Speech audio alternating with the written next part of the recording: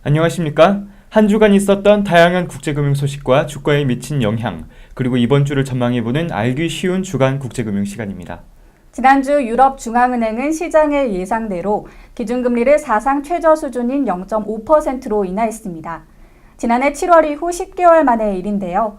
지난 2일 슬로바키아에서 열린 정례 금융통화정책회의에서 이같이 결정했습니다. 1일물 초단기 대출금리도 1.5%에서 1%로 인하했고 1일물 예금금리는 제로금리를 유지했습니다. 네, 그리고 지난주 발표된 미국의 4월 고용 동향은 시장의 전망을 웃돌았습니다. 실업률은 오바마 대통령의 취임 이후 가장 낮았고 또 신규 일자리 수도 시장 전망을 웃돌았는데요. 미국 경제 최대 관심사인 고용이 호조를 보인 가운데 이번 주에는 상대적으로 중량감이 크지 않은 지표들이 대기 중입니다. 네, 지난주 이러한 이슈들이 이번 주 국내 경제에는 어떤 영향을 미칠지 이어서 BS투자증권 이도원 상무로부터 지난주와 이번 주 국제금융 환경 변화에 대해 들어보겠습니다.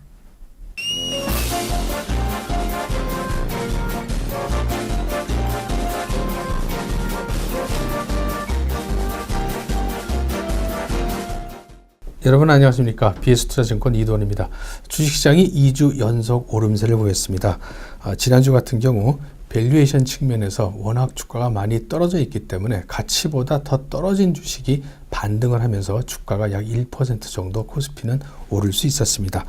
또한 이 주말 또는 월말에 G2 국가들 미국과 중국의 제조 경기 지표들이 조금씩 개선된 것도 주가를 끌어올리는 그런 원동력이 됐습니다. 미국의 경우 4월 달 한 달 내내 경기가 부진했었는데 4월 마지막 주와 5월 초에 발표된 경기 지표들은 오히려 좀 좋아지는 모습을 보였습니다. 4월 달 ISM 제조 지수가 5월 3일 날 발표가 됐는데 약 50.7로 발표가 됐습니다. 넉 달 연속 확장세 있는 그런 모습을 보이고 있습니다. 하지만 그 숫자는 올 들어서 가장 낮은 이유를 낮게 발표가 됐는데 그 이유는 재정 절벽을 우려해서 중소기업들이 부동산, 설비, 공장 이런 신설을 모두 철회함으로써 이런 제조 경기가 조금 주춤거리는 그런 모습을 보였던 것 같습니다. 한편 부동산 관련 지표인 CSK S&P 지수는 플러스 0.3%로 약 6년 9개월 만에 가장 높은 수치를 기록했습니다. 최근 계속적으로 좋아지고 있는 부동산 경기를 바로 반영하는 그런 모습이라고 보여집니다. 4월달 컨퍼런스 보드 신뢰지수는 약 68.1로 작년 9월 이후 최고를 보이고 있습니다. 향후 소비에 대해서 좀 근거를 갖고 우리 좋게 볼 수 있는 이런 모습이라고 여겨집니다.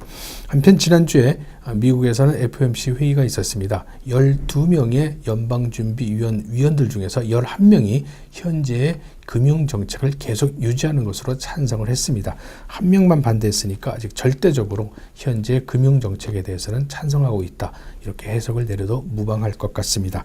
가계 지출, 기업 투자, 그리고 주택 부문이 조금은 나아지고는 있지만은 아직도 만족할 만한 수준에 이르지 못했기 때문에 현재 자산 매입을 하고 있는 이런 금융정책은 실업률이 6.5% 이하 그리고 인플레이션율이 2.5% 이상을 완전히 굳힐 때 비로소 중지시킬 수 있다는 것을 재확인시켰습니다.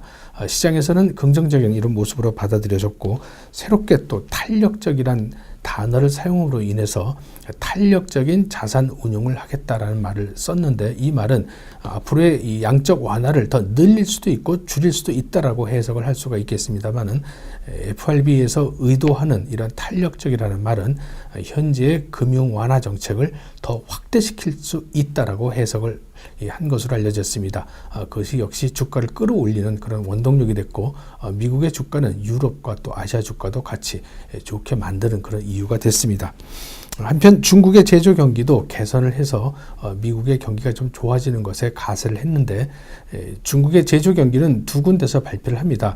HSBC 은행에서 발표하는 이런 이 PMI 제조 경기 지수가 있고 중국 통계국에서 발표하는 PMI 지수가 있는데 HSBC는 기업들이 좀 중형이나 좀 소형들 위주로 조사를 하고 있습니다. 그래서 폭넓게 중국 경기를 확인할 수가 있고 중국 통계국에서 발표하는 것은 주로 대기업 중심으로 발표를 하고 이 조사를 해서 발표하는 것이기 때문에 중국의 큰 기업들의 흐름을 알 수 있겠습니다.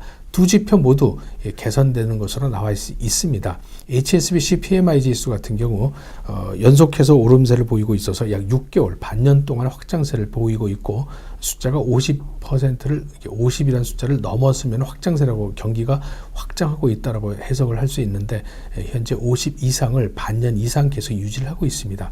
또한 중국 통계국에서 발표하는 제조 PMI 지수도 7개월 연속 오름세를 보이고 있어서 역시 중국의 경기가 좀 좋아지는 것을 보여주고 있습니다. 향후 중국의 수출 경기도 좀 좋아질 것으로 예측을 해볼 수 있습니다.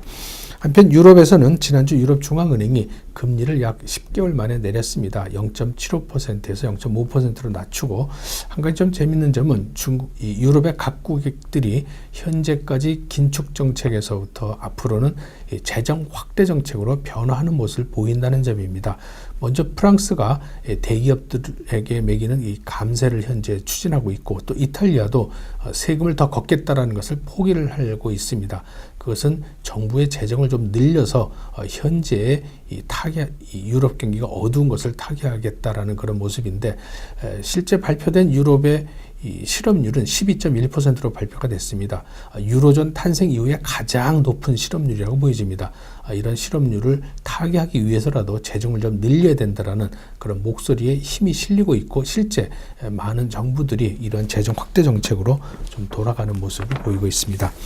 우리나라 주식시장은 이번 주에 금통위가 개최가 됩니다. 역시 금리를 어떻게 할 것인지 가장 큰 관건인데 현재 한국은행 쪽에서는 금리를 그대로 존속할 가능성이 높아 보이는 쪽으로 해석을 하고 있지만은 다른 산업계나 정치권에서는 금리를 내려야 된다라는 목소리를 계속 힘을 가하고 있습니다. 어떻게 결정될지는 이번 주 목요일 날 있을 금융통화위원회에서 결정이 될 것 같습니다. 정치 및 그 산업계가 금리 인하를 아주 강하게 바라고 있는데 한국은행도 여기에 맞서서 현재 금리를 내릴 경우에 세계 경기가 좋아지는 쪽에 우리나라가 편승한다면은 많은 부작용을 일으킬 수 있다라는 논거를 펴면서 이제 방어를 하고 있는 그런 상황입니다. 미국과 중국의 제조 경기들이 좀 좋아지는 것이 우리나라까지 영향을 주려면은 적어도 시차라는 것이 존재를 하겠죠. 이런 시차가 적어도 한 반년은 걸릴 텐데 우리나라는 아직까지는 경기가 계속 좋아지는 모습을 보이진 않고 있습니다. 그래서 경기가 미국이나 중국이 좋아졌다 그래서 주가가 오르더라도 좀 제한적일 수밖에 없지 않겠느냐라는 것이 현재 주류의 모습으로 좀 해석을 하고 있습니다.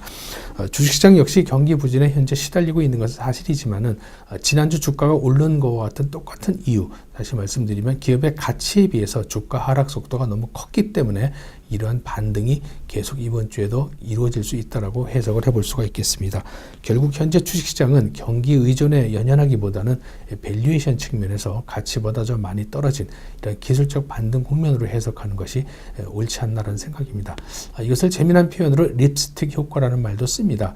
경기가 좀 나빠지면은 사람들은 어떤 소비를 할 때 가격이 싼 것으로 소비를 하게 되는데 립스틱까지 가격을 싼 것으로 소비를 하게 되는 그런 효과인데 바로 주식시장도 경기가 나쁘다면은 가격이 싸진 이런 주식들에 관심이 갈 수밖에 없지 않겠나라는 것이 현재 대체적인 어떤 증권회사들의 투자 전략으로 나오고 있습니다. 저는 지금까지 BS투자증권 이도원이었습니다. 이번 주에는 G7 재무장관 중앙은행 총재가 10일 런던에서 회의를 개최합니다. 일본의 양적 완화에 대한 논의가 이루어질지 관건이지만 앞서 지난달 열린 주요 20개국 회의에서와 마찬가지로 일본에 대한 압박은 이루어지지 않을 것으로 보입니다. 8일과 9일 통화 정책 회의를 여는 영국 중앙은행은 ECB와 다르게 기준금리를 동결할 것으로 보입니다. 경제 성장률과 구매 관리자 지수 등이 호조를 보이는 등 경제 지표가 개선되고 있기 때문입니다. 지금까지 5월 첫째 주 주간 국제금융 소식이었습니다.